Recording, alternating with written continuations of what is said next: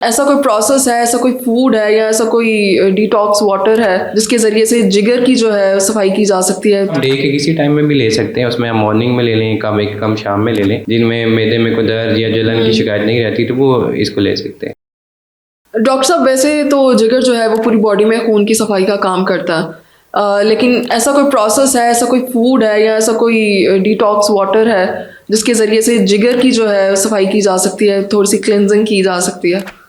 देखें इसके अंदर जो है ना, अभी जैसे कि हम पहले भी बात कर चुके हैं कि आजकल तो जितने भी केसेस रिपोर्ट होते हैं वो फैटी लीवर डिजीज़ के केसेस रिपोर्ट हो रहे होते हैं।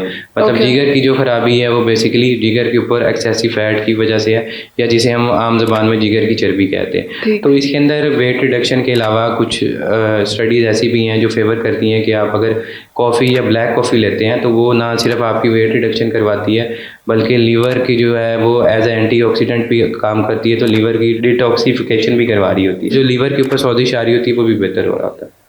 ठीक है। डॉक्टर साहब, आप कह रहे हैं कि ब्लैक कॉफ़ी की वजह से जिगर का जो फंक्शन है वो बेहतर किया जा सकता है, लेकिन हमारे यहाँ पे तो कहते हैं कि कॉफ़ी अगर आप ब्लैक कॉफ़ी ख़ास तौर से वो भी पी रहे हैं तो वो तो आपके खून को जला रही है। ऐसा कोई कंसेप्ट नहीं है। देखें बाहर के मुल्कों में तो इसके ऊपर बहुत ज़्यादा स्टडीज़ हो चुकी हैं और फैटी लीवर में इसकी रिकमेंडेशन भी है कि क्योंकि फैटी लीवर में आपका जो फर्स्ट लाइन ट्रीटमेंट है वो वेट रिडक्शन है और लाइफस्टाइल और डाइटरी चेंजेस ही हैं। आपने जब आप अपनी बॉडी से फैट एक्स्ट्रा फैट को बर्न करते हैं तो ऑटोमेटिकली आपकी जो लीवर के ऊपर की जो फैट होती है वो भी बर्न होती है। तो वो ये जो ब्लैक कॉफ़ी है, ये कॉफ़ी है, वो क्या करती है आपके मेटाबॉलिज्म को बेहतर करती है। तो उसकी वजह से आपकी बॉडी से जब फैट बर्न होना शुरू होती है तो फैट जो है वो जो ऑर्गन्स के ऊपर फैट है, जैसे कि लीवर के ऊपर जो फैट होता है वो भी बेहतर होना शुरू हो जाता है। ठीक है, तो एक नॉर्मल इंसान जो है वो रेगुलरली ब्लैक कॉफ़ी यूज़ कर सकता है? ऐसे ही है।